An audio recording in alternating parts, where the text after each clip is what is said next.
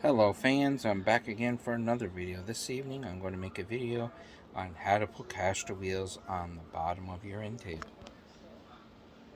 And here's the end table. I have 3 caster wheels mounted. Basically what happened was the caster wheels are still not big enough. They're not going to clear, so I have to put spacers underneath them like I did in that right there.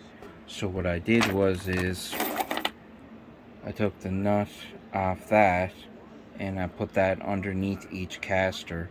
Then I pre-drilled the holes before I put them in, because if you don't, the birch that I'm using here, it tore out and it wasn't biting in, so you have to pre-drill it with a countersinking bit right there, so that you will pre-drill it so that it will bite when you go to put the screw in.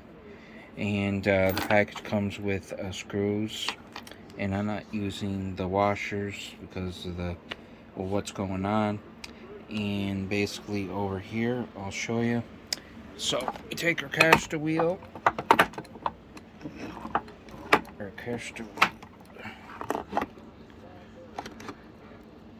caster wheel there in the corner like so. Then you take a Sharpie marker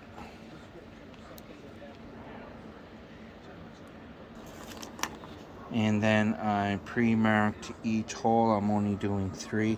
Can't get at the 3rd, no room for the drill, and there's bracing there in the corner, so you can't do that.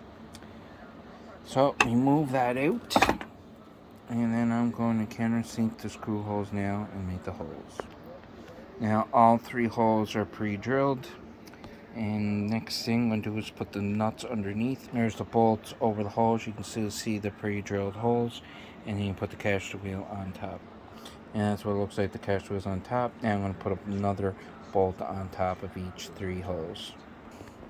And you put all the screws in the pre-drilled holes and put a bolt underneath each screw. So the reason why I'm doing this is that the wood is not thick enough. The screws are too long, so I'm using them as a spacer so that the screw doesn't go through the surface from underneath, so that you don't see it on the top.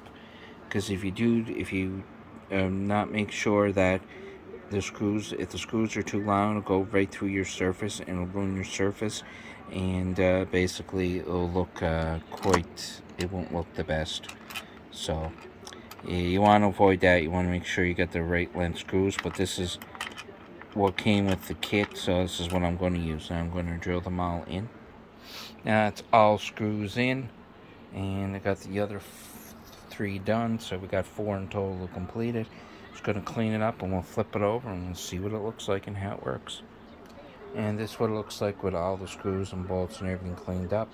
Now I'm going to flip it over. And there we go, wheels on. There's the thing, it moves from side to side, rolls out perfect. And if I hadn't put those spacers on the floor, the wheels wouldn't clear and you wouldn't be able to move it around. So by putting those washers under there and those nuts, it basically gave me enough height that it's going to clear and it moves around the floor perfectly. And I'll show you the space right there. So the bolts just giving us enough clearance so the wheels clear. Now, I'm not going to be able to lock these wheels because the way the end table is designed, so basically that's the way it will be.